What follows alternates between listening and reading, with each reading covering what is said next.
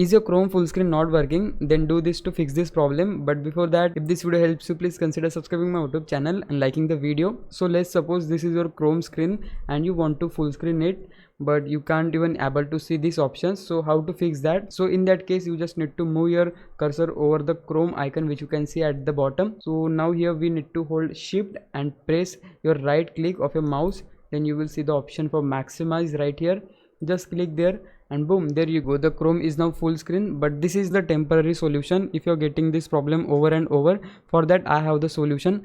Just click on these three little dots, then you will see the option for setting. Just head to it, and here we have the option for system. Just click here, and now we need to turn off this function which is called as use graphics acceleration when available.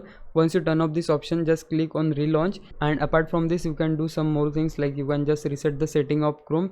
Just click on restore settings to their original defaults and click on reset settings. Now after doing all these things, your problem will get surely fixed. Now it's your time to repay me. For that you can just subscribe my YouTube channel. I would really appreciate it. For now, thanks for watching. Bye bye.